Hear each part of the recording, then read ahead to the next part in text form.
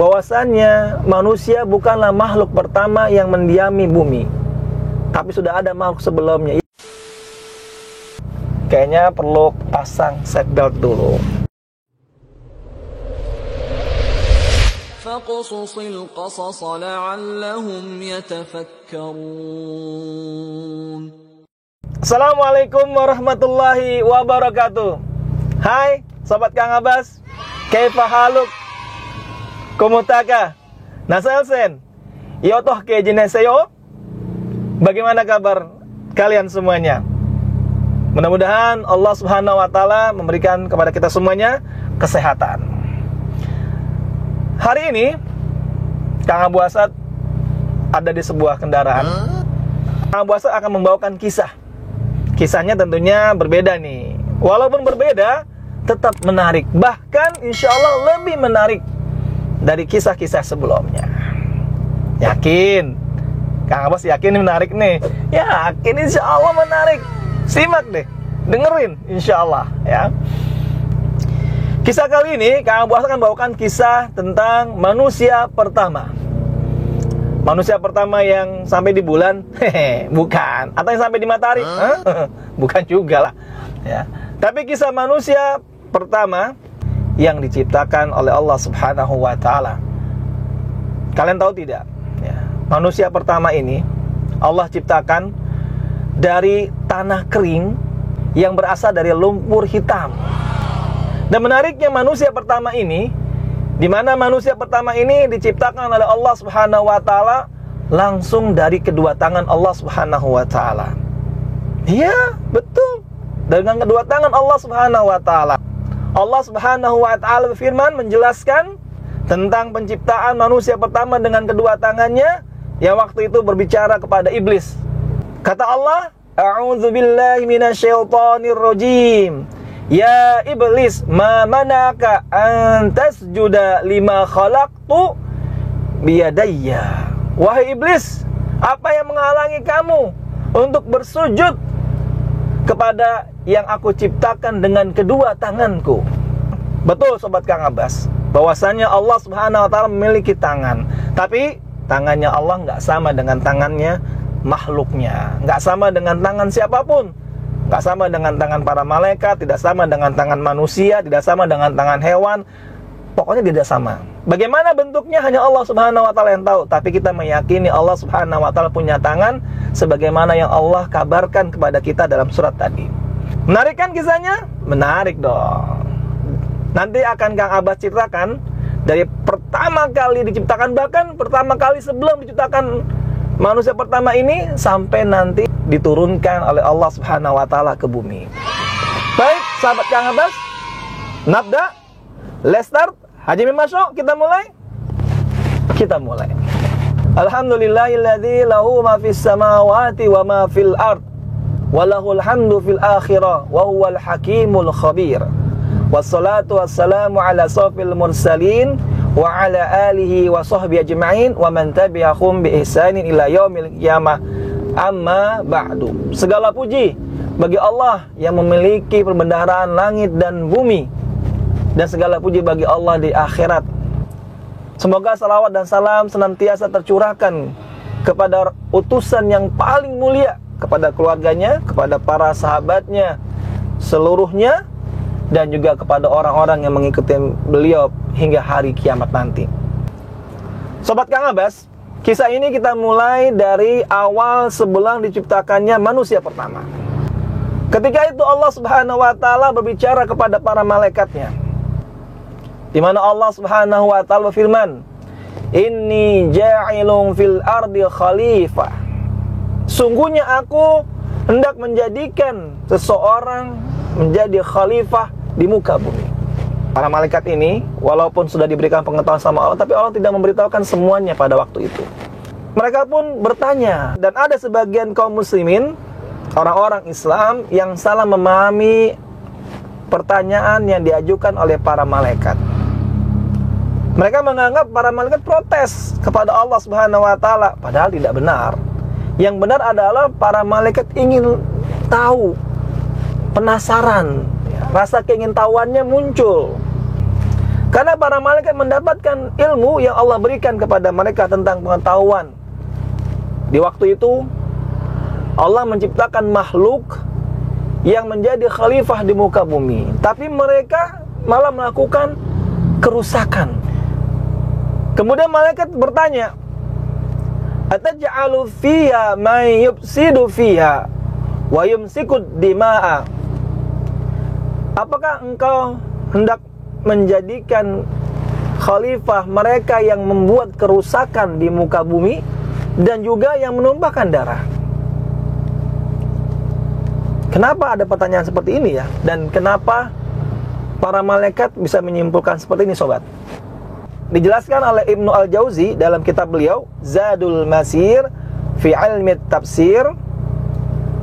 Beliau meriwayatkan dari Ibnu Abbas dan juga Abul Aliyah serta Muqatil bahwasanya mereka para malaikat mengetahui dengan ilmu yang diajarkan oleh Allah Subhanahu wa taala bahwasanya dulu Allah pernah mengangkat khalifah di muka bumi juga, yaitu bangsa jin. Tapi ternyata mereka bangsa jin ini banyak melakukan kemaksiatan dan kerusakan di muka bumi. Itulah yang menyebabkan mereka bertanya kepada Allah Subhanahu wa taala untuk lebih tahu lagi kenapa Allah hendak menjadikan makhluk yang Allah sedang siapkan untuk menjadi khalifah kembali di muka bumi. Kemudian Syekh Muhammad bin Shalih Al-Utsaimin rahimahullahu taala dalam tafsir Al-Qur'an Karim, beliau menjelaskan bahwasannya manusia bukanlah makhluk pertama yang mendiami bumi, tapi sudah ada makhluk sebelumnya, yaitu jin.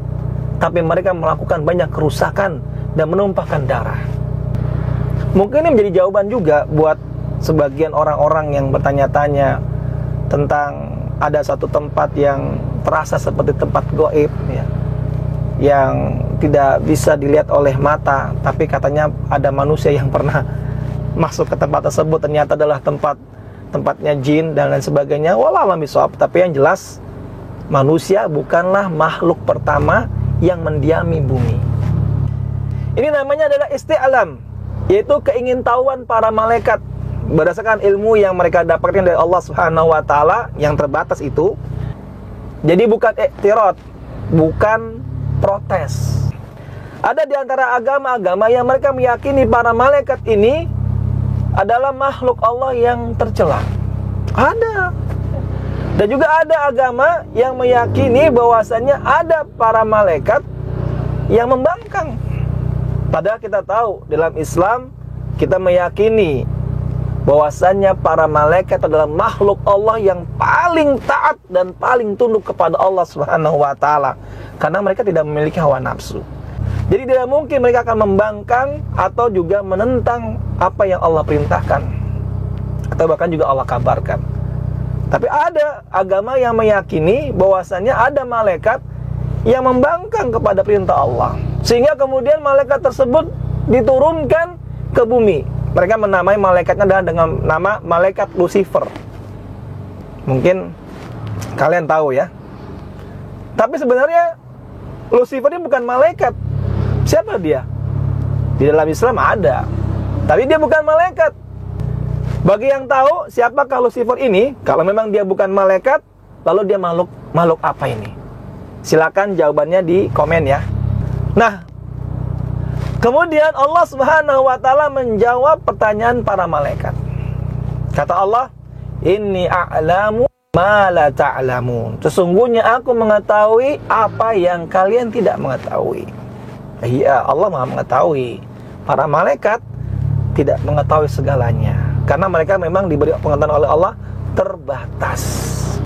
Lalu kemudian Allah Subhanahu wa taala mengumpulkan tanah yang kering, yaitu tembikar yang berasal dari lumpur yang berwarna hitam. Kemudian setelah dikumpulkan, lalu Allah Subhanahu wa taala membentuknya dengan kedua tangannya. Setelah Allah menciptakan manusia pertama ini dengan kedua tangannya, maka kemudian Allah meniupkan ruh ke dalamnya. Nah, ketika setelah dimasukkan ruh, kemudian Allah Subhanahu wa taala berkata kepada para malaikat, "Sebutkanlah kepadaku nama-nama benda ini jika kamu adalah orang-orang yang benar." Maka para malaikat pun tidak mampu menyebutkan benda-benda yang Allah minta untuk sebutkan nama-namanya. Lalu mereka pun berkata, Maha suci Engkau ya Allah, tidaklah kami mengetahui melainkan apa yang telah Engkau ajarkan kepada kami. Sesungguhnya Engkau adalah yang Maha mengetahui lagi Maha bijaksana. Kemudian sobat Kang Abbas, setelah itu para malaikat dan juga makhluk-makhluk yang lain, yaitu ada malaikat, ada juga bangsa jin ya, yang tinggal di surga. Maka kemudian Allah Subhanahu wa taala berkata kepada para malaikat dan makhluk-makhluk yang ada di sana. Kata Allah, "Usjudu li Adama fasajadu." Ya. Sujudlah kalian kepada Adam. Nah, ini merupakan pertama kalinya Allah Subhanahu wa taala memberitahukan kepada para malaikat dan juga para jin nama dari makhluk yang Allah ciptakan tersebut. Dan ternyata namanya adalah Adam. Yang pertama, sebelum disebutkan nama Adam, Allah bertanya dulu kepada para malaikat tentang nama-nama benda. Kemudian setelah itu Allah menyebutkan nama dari makhluk yang Allah ciptakan, yaitu namanya Adam. Kemudian Allah Subhanahu wa taala memerintahkan kepada para malaikat dan juga makhluk-makhluk yang lain yang ada pada saat itu, tidak semua makhluk ya, karena yang ada saat itu saja, yaitu para malaikat yang ada saat itu, kemudian bangsa jin yang ada saat itu. Bagian para malaikat dan jin berada di langit-langit yang berbeda. Lalu kemudian Allah Subhanahu wa taala berfirman kepada sebagian malaikat yang berkumpul tadi dengan bangsa jin yang lainnya yang ada saat itu. Di antara juga ada iblis. Kata Allah, "Usjudu li Adama fasajadu." Sujudlah kalian kepada Adam. Maka semua makhluk sujud kepada Adam. Cuman satu yang enggak sujud. Siapa? Iblis. Illa iblis, kecuali iblis, kata Allah Subhanahu wa taala. Kepada para malaikat dan jin yang pada waktu itu ada untuk sujud, tapi sujud yang dimaksud adalah sujud memberikan penghormatan, bukan sujud seperti dalam sholat. Karena sujud dalam sholat itu adalah merupakan hak Allah dan hanya untuk Allah saja, khusus untuk Allah saja. Ini sebagaimana dijelaskan oleh Ibnu Katsir dalam tafsir Ibnu Katsir. Kenapa iblis tidak mau sujud? Dijelaskan juga oleh Ibnu Katsir. Iblis merasa dirinya lebih tua dan lebih hebat, dan bahkan dia merasa dia lebih utama. Makanya dia berkata, "Ana khairum minhu." Aku lebih baik darinya. Wah, luar biasa ya. "Khalaqtani min narin." Aku diciptakan dari api. "Wa khalaqtahu min tin." Sedangkan dia diciptakan dari tanah. Dia merasa dirinya lebih hebat, lebih tua, dan lebih utama, sehingga dia nggak mau sujud kepada Adam, yaitu dalam artinya memberikan penghormatan kepada Adam. Maka dengan kesombongan tersebut iblis dikeluarkan dari surga oleh Allah Subhanahu wa taala. Dan sejak itulah iblis merasa sakit hati dan punya dendam sampai hari kiamat kepada Adam dan anak keturunannya. Setelah peristiwa tersebut, Allah kemudian menciptakan Hawa untuk Adam. Dalam satu riwayat yang diriwayatkan oleh Ibnu Abbas dan juga Ibnu Mas'ud, diceritakan ketika itu Adam berjalan-jalan di surga sendirian, karena beliau adalah makhluk pertama yang Allah ciptakan dari bangsa manusia. Lalu kemudian Adam pun tidur, dan ketika beliau bangun dari tidur, didapatinya di samping di samping kepalanya ada seorang wanita. Kaget dia, berkata, "Mana anti? Siapa engkau?" Kemudian wanita tersebut berkata, "Saya wanita." Tidak sebutkan nama, memang tidak punya nama waktu itu. Lalu datanglah sebagian malaikat yang melihat adanya sosok manusia yang lain selain Adam. Kemudian para malaikat bertanya, "Engkau beri nama siapa dia?" Kemudian kata Adam, "Aku beri nama dia Hawa." Kenapa namanya Hawa? Karena dia diciptakan dari yang hidup. Maka kemudian Allah berfirman kepada Adam dan Hawa untuk tinggal di dalam surga dan menikmati segala kenikmatan yang ada dalam surga. Tapi satu, kata Allah Subhanahu wa taala, jangan makan buah dari pohon terlarang tersebut. Dan iblis mengetahui hal tersebut. Lalu iblis berusaha masuk ke dalam surga agar Adam memakan buah yang dilarang oleh Allah Subhanahu wa taala. Lalu iblis berusaha mencari cara supaya bisa masuk ke dalam surga. Ditemuilah hewan-hewan yang ada di surga. Pertama ditemui hewan yang merupakan tunggangan yang paling indah yang Allah ciptakan. Bagi sobat Kang Abbas yang tahu hewan apa itu, jawab di komen ya. Hewan apakah yang termasuk hewan tunggangan yang paling indah yang Allah ciptakan di surga? Bagi yang tahu, tulis di bawah komen ini. Dan namanya siapa? Nama hewan tersebut. Karena ada namanya tuh. Menemui hewan tersebut. Ternyata hewan tersebut tidak mau. Ditemui lagi hewan yang lain, tidak ada yang mau. Akhirnya datanglah iblis menemui ular untuk membantunya bisa masuk ke dalam surga. Kata ular, ya udah, saya bantu kamu masuk ke dalam surga. Akhirnya iblis masuk ke dalam mulut ular. Dan ular yang waktu itu adalah makhluk yang ada di surga, dia pun masuk ke dalam surga. Lalu iblis meminta agar diturunkan di dekat pohon yang terlarang. Maka kemudian ular pun membawanya iblis ke pohon terlarang. Dan di sanalah kemudian iblis keluar dari perut ular. Kemudian iblis berada sembunyi di pohon yang terlarang tersebut. Lalu kemudian iblis menggoda Hawa. Kata iblis, "Hai Hawa, kesini, ini pohonnya indah loh, harum, dan buahnya lezat loh." Jadi iblis menggoda Hawa. Jadi yang pertama yang digoda oleh iblis bukan Adam, tapi Hawa. Kemudian Hawa pun tergoda. Diambillah buahnya, kemudian dimakan oleh Hawa. Lalu apa yang terjadi? Tidak terjadi apa-apa. Ya. Lalu kemudian barulah iblis menggoda Adam. Dengan godaan yang sama. Kata iblis, "Lihatlah pohon ini Adam. Pohonnya baunya harum, rasanya lezat, dan juga warnanya indah." Ditambah lagi kemudian Hawa berkata, "Iya, aku sudah memakan buah tersebut dan tidak terjadi apa-apa." Maka mendengar apa yang disampaikan oleh Hawa dan juga bujukan dan godaan iblis, Adam pun memakan buah dari pohon yang terlarang tersebut. Lalu apa yang terjadi? Yang terjadi kemudian pakaian yang menutupi aurat Adam dan Hawa terlepas, sehingga nampaklah auratnya. Adam pun bersembunyi di balik pohon. Kemudian Allah memanggil Adam. "Di mana engkau Adam?" Kata Adam, "Aku di sini ya Allah." "Kenapa kamu tidak keluar?" "Aku malu kepadamu ya Allah." Kemudian Allah berkata kepada Adam, "Turunlah ke bumi, asal penciptaanmu." Maka sejak itulah Allah menurunkan Adam dan Hawa ke bumi. Lalu ular yang tadi membantu iblis dihilangkan kakinya. Ya, betul. Ular punya kaki waktu itu. Imam Al-Qurtubi di dalam tafsir Al-Qurtubi mengatakan bahwasanya ular dilaknat oleh Allah Subhanahu wa taala dan kakinya dilenyapkan menyatu dengan bagian perutnya. Serta dijadikan permusuhan antara ular dan manusia. Dan sejak saat itu pula diperintahkan manusia untuk membunuh ular. Ada dua pelajaran yang dapat kita ambil.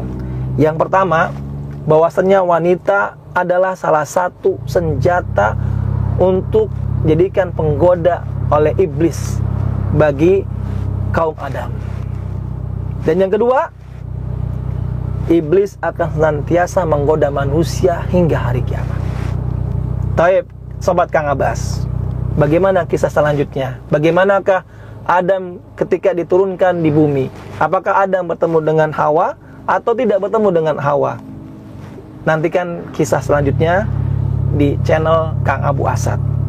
Sebelum kalian matikan YouTube-nya, jangan lupa untuk like, komen, share, dan juga subscribe bagi yang belum subscribe. Dan juga bunyikan loncengnya supaya nanti bisa mengikuti video-video terbaru yang akan Kang Abu Asad sampaikan kepada kalian semuanya, insyaallah. Ila liqa, see you again. Jaya mata.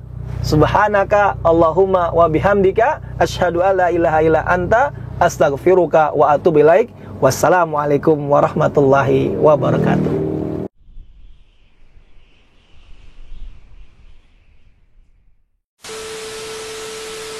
Kumaha damang? Alhamdulillah. Semoga Allah Subhanahu wa taala senantiasa ya.